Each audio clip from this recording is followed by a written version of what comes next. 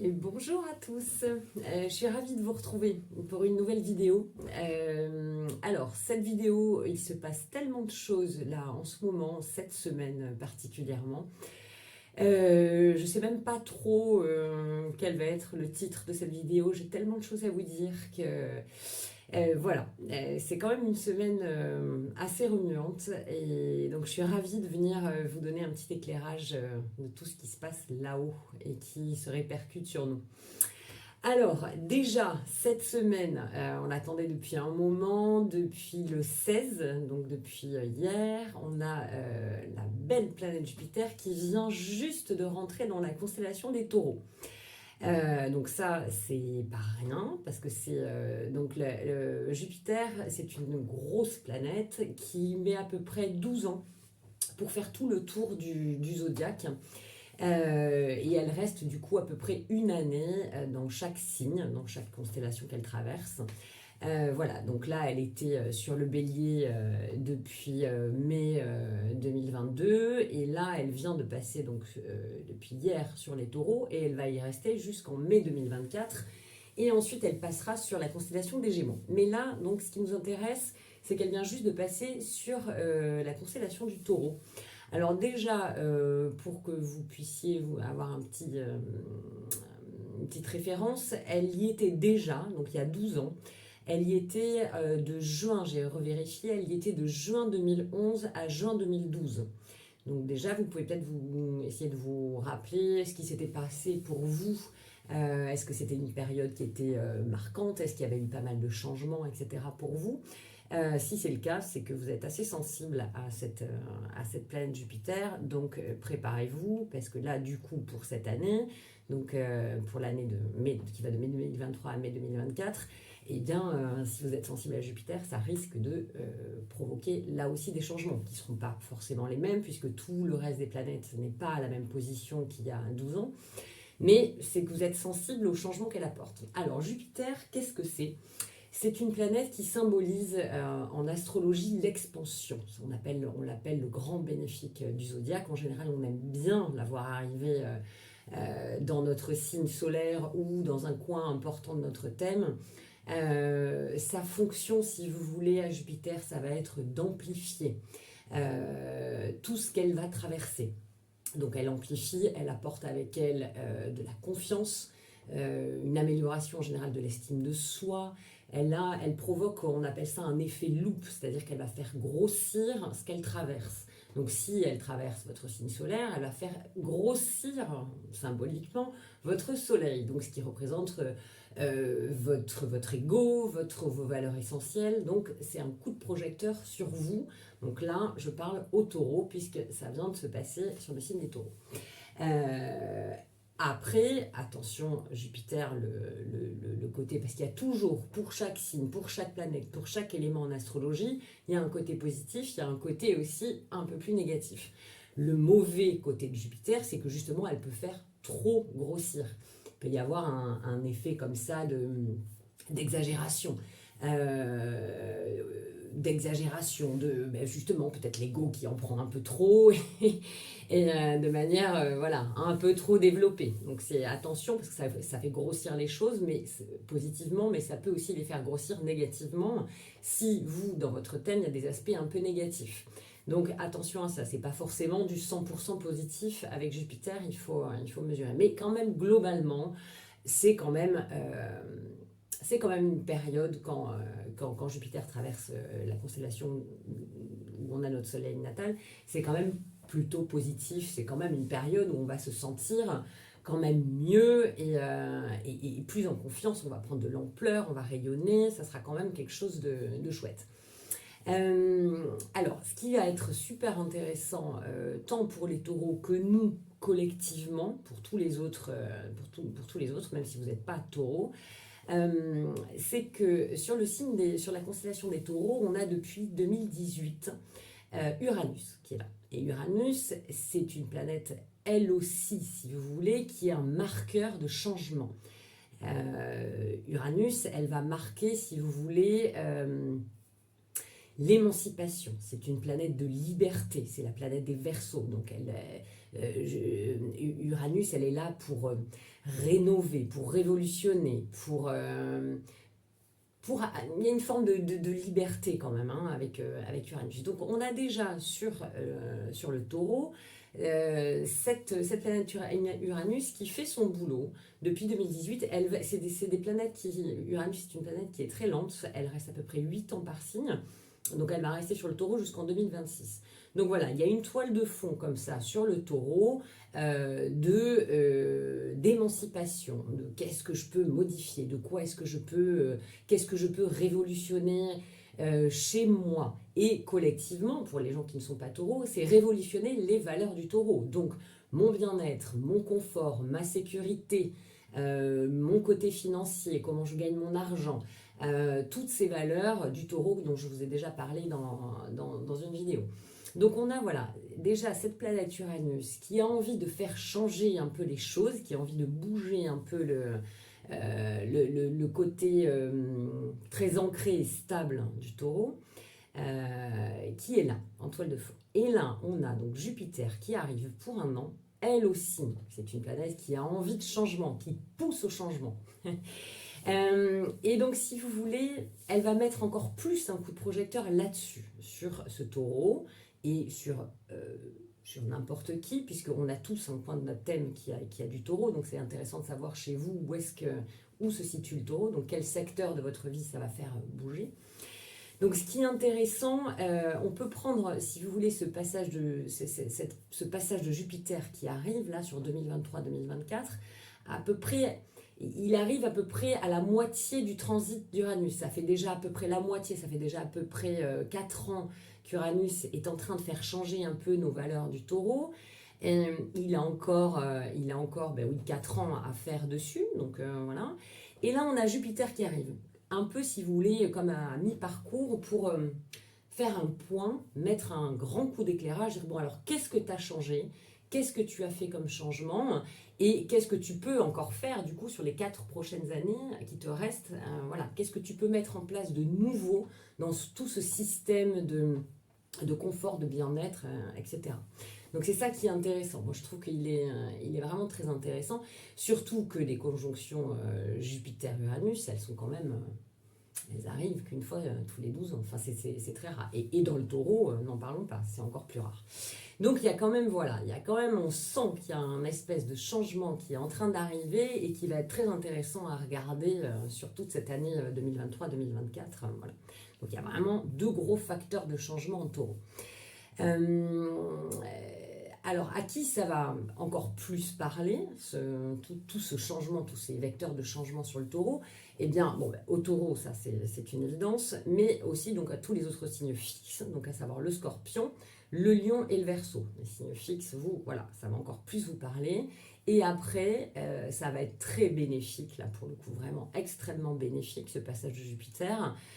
Pour les 2 autres signes de terre, donc à savoir la Vierge et le Capricorne. Donc cette position de Jupiter sur le taureau, ça va être vraiment extrêmement positif pour vous. Ça va, si vous voulez, mettre une belle embellie sur vos valeurs essentielles, sur votre personnalité profonde. Voilà, il y a vraiment un accord comme ça d'amplification qui va se faire, donc c'est quand même très très positif, moi je trouve, surtout pour le Capricorne et la Vierge et le Taureau aussi, bien évidemment, on est bien d'accord là-dessus. Voilà, donc là c'est tout frais, hein, l'arrivée vient juste de se faire. Alors ce qui est intéressant de voir, et c'est là où ça va pas être cette ambiance-là pendant un an, Dieu merci. Tout de suite, en arrivant sur le taureau, en fait, Jupiter, il rentre dans un grand carré, ce qu'on appelle un grand carré, que vous devez certainement sentir là, ces jours-ci, parce qu'il est en train de se former. Alors, il nous fait un grand carré avec Pluton, qui est au tout début du Verseau, et avec Mars, qui est à la toute fin du Cancer, et qui va passer, je crois, le 20 mai, donc là, tout est en ce moment-là, et qui va passer le 20 mai sur le signe du Lion. Donc Lion, Taureau, Verseau, tout ça, ça se crispe. Il y a des énergies qui circulent entre ces 3 signes qui sont tendues, des énergies de tension. Donc là, ce grand carré, il est quand même assez fort. Si vous sentez des crispations, là, vraiment ces jours-ci, hein, vraiment cette semaine, c'est normal. Voilà, donc par contre, il faut y faire attention parce que c'est quand même un grand carré qui est explosif, parce qu'on a des planètes, donc Jupiter, l'amplification, Pluton, la transformation, le pouvoir, tout ça en mode un peu souterrain, etc. L'inconscient, je vais vous en parler un peu plus de Pluton. Et Mars, l'action, le dieu de la guerre, tout ça, voilà, tout ça se retrouve. Et essaie de danser ensemble, mais n'y arrive pas très bien parce que c'est pas dans des éléments très compatibles. Donc tout ça, ça fait un grand système de tension mené par Pluton. Alors Pluton, c'est une planète qui peut être extrêmement positive, mais là, elle est en mode rétrograde. Alors Pluton, c'est quoi? Pluton, c'est une planète qui va parler de notre système de transformation. Pluton, c'est le maître de la planète des Scorpions. Donc Pluton, c'est un système qui va vous faire remonter des émotions, des émotions enfouies, un peu inconscientes, que vous pensiez avoir balayées, que vous pensiez qui vous embêtaient plus, qui remontent pour se retrouver à la surface, pour être éliminées, pour être éradiquées et pour pouvoir renaître de ça. C'est vraiment une histoire de mourir pour renaître avec Pluton. Il est en mode rétrograde en ce moment. Donc ce système-là, si vous voulez, de ça remonte, il faut que je l'élimine et ça ne reviendra pas. Et je renais, moi, de tout ça. Ça se fait un peu plus difficilement, puisque Pluton est en ce qu'on appelle en mode rétrograde. Dans les périodes où Pluton il va être rétrograde, je crois, jusqu'à la rentrée, jusqu'à à peu près mi-septembre. Pendant ces périodes où Pluton est rétrograde, il y a vraiment des remontées de vieilles émotions qu'on pensait être mises dans un placard depuis un moment, et puis non, elles ressortent. Donc voilà, il faut pas s'inquiéter, c'est normal si vous avez des choses comme ça qui remontent, des vieilles frustrations, des émotions un peu dérangeantes qui vous font vous sentir pas bien, etc. C'est tout à fait le genre de période où ça peut remonter, mais justement, le principe, ça va être de les sortir, de les éliminer, de les éradiquer, de les dissoudre. Voilà, il y a une histoire de dissolution des choses avec Pluton pour pouvoir renaître de ça, mais sans ces valeurs-là. Donc ça, c'est important. Donc soyez vraiment à l'écoute. Faites attention à vos rêves, à ce qui peut en sortir, parce qu'il y a beaucoup de choses qui ressortent, c'est l'inconscient Pluton. Donc il y a beaucoup de messages que vous pouvez récupérer comme ça en ce moment pendant les 3-4 prochains mois. Soyez à l'écoute de tout ça parce que c'est intéressant et le but de Pluton c'est de vous transformer, de vous faire avancer. Donc c'est ça, on la voit souvent d'un mauvais œil Pluton, mais moi je trouve que c'est quand même, moi qui suis une vraie plutonienne, je trouve qu'il y a vraiment... il y a de très bonnes choses à en tirer, mais c'est des énergies qui sont remuantes, qui peuvent vous amener très bas quand ça remonte, mais qui sont vraiment là pour vous faire renaître. Donc il y a vraiment une énergie comme ça à prendre qui est sympa. Bon, il se trouve que là, cette semaine, Pluton, il est pris au piège avec Mars, l'action qui est juste en face, et Jupiter qui arrive juste en taureau, tout ça, ça se met en carré. Donc tout ça c'est propice justement à exagérer tout ça, faites attention, vraiment faites attention, n'exagérez, essayez de ne pas exagérer les choses. Si vous sentez des choses qui arrivent là, qui ont envie de remonter, que vous avez envie de sortir tout de suite, non, vraiment cette semaine, moi j'ai envie de vous dire, n'abordez pas de sujets trop compliqués parce qu'il y a quand même des énergies de radicalité, voilà, il y a toujours un côté radical. Donc vraiment particulièrement cette semaine, faites attention. Laissez tout ça se dénouer, ces aspects se dénouer pendant une dizaine de jours et ça sera plus facile après. Donc, pas de panique, c'est normal. Moi, je les sens vraiment bien. Je le sens vraiment bien, ce grand carré. Je peux vous dire que ça remue sacrément ces jours-ci. Mais voilà. Bon, écoutez, il faut faire avec. On est tous dans le même bateau, j'ai envie de dire. Donc allons-y tranquillement et vraiment mettons de la douceur. Il faut se servir de la Vénus, là, qui est quand même bien, elle, pour le coup.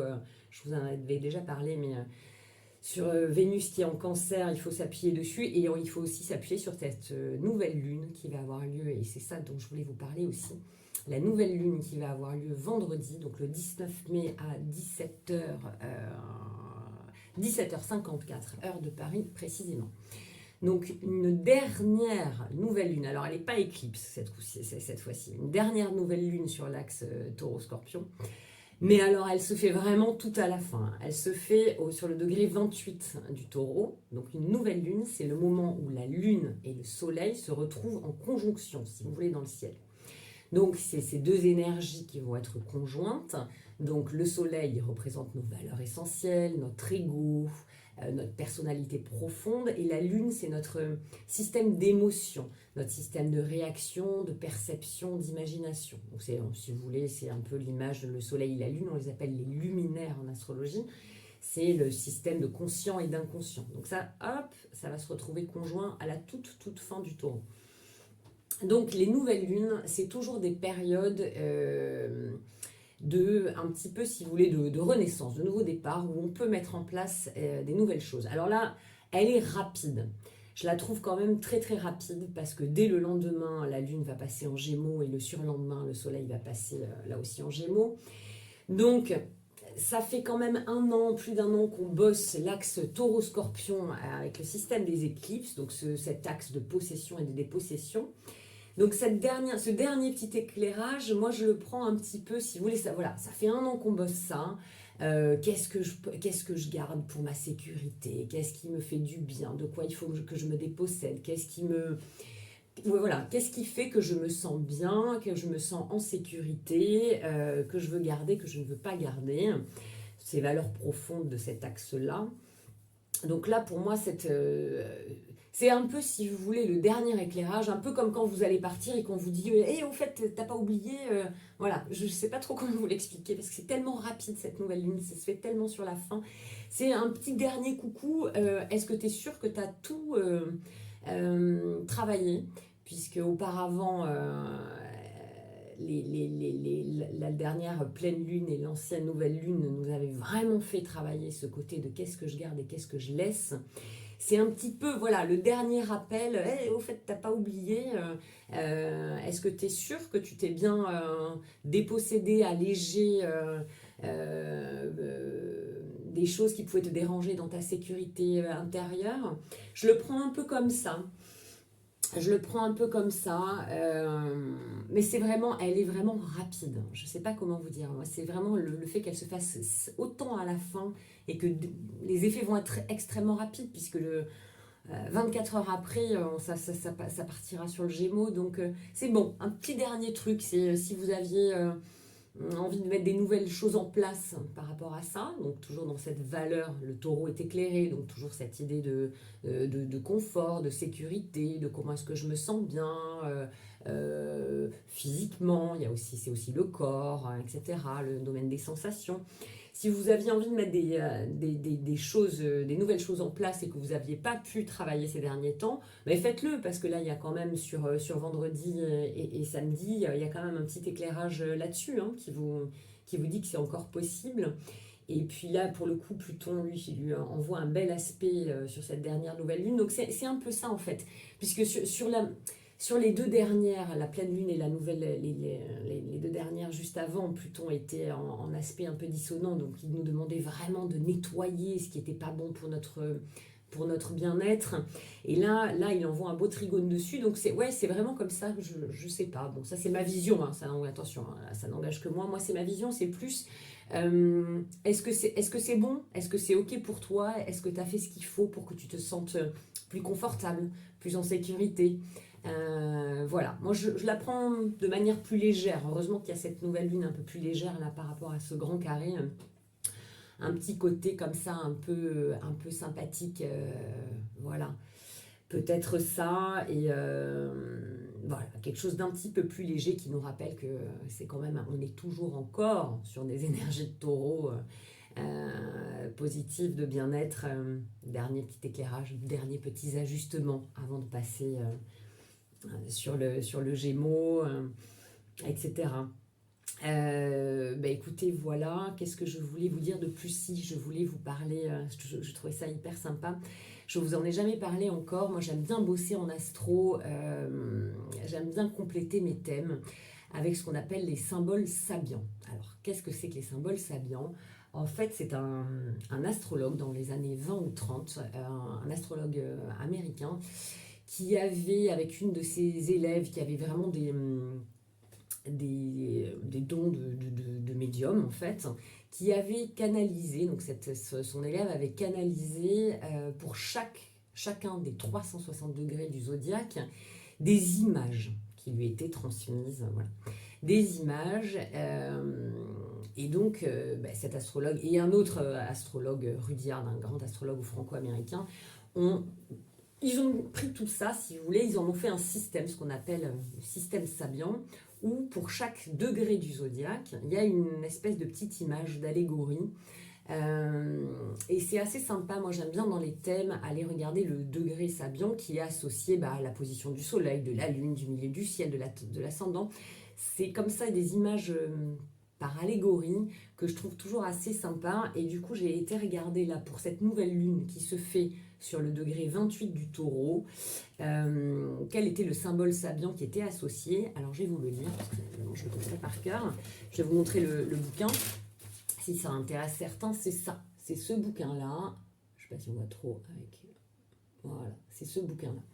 Donc, pour le degré 28 du taureau, ce qui avait été canalisé, c'est l'image, c'est une femme, après le tournant de sa vie, rencontre un nouvel amour.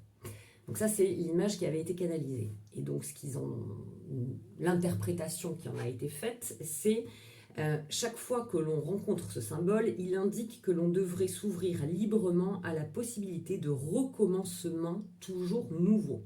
Au pluriel, les recommencements.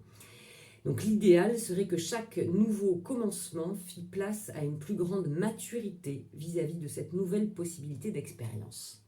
Voilà, je trouvais que c'était assez sympa pour cette dernière nouvelle lune sur l'axe Taureau-Scorpion. Je vous laisse méditer dessus, mais je trouvais que c'était assez sympa de pouvoir réfléchir là-dessus, cette idée de recommencement et de maturité à acquérir à chaque changement et recommencement. Intégrer la maturité qu'on peut sortir des changements précédents. Très, très, très plutonien, très, très, très plutonien comme vision. J'ai mon écouteur qui tombe, et c'est le moment pour moi de vous dire à bientôt. Je vous donne rendez-vous dans la constellation des Gémeaux pour la prochaine fois, puisque là on a quand même des éléments qui vont passer sur les Gémeaux, donc on parlera un peu d'air dans les prochaines vidéos. Voilà, je vous embrasse tous, j'espère que ça vous a plu. N'hésitez pas à mettre des pouces, des commentaires, tout ça. Moi, ça fait remonter mes vidéos. Ça pourra permettre à plus de gens de les voir. Donc surtout, n'hésitez pas à le faire. Si vous voulez me mettre des petits commentaires ou si vous avez des questions, n'hésitez pas, je prendrai le temps de vous répondre. Voilà, je vous embrasse tous et je vous dis à bientôt. Bye bye, ciao.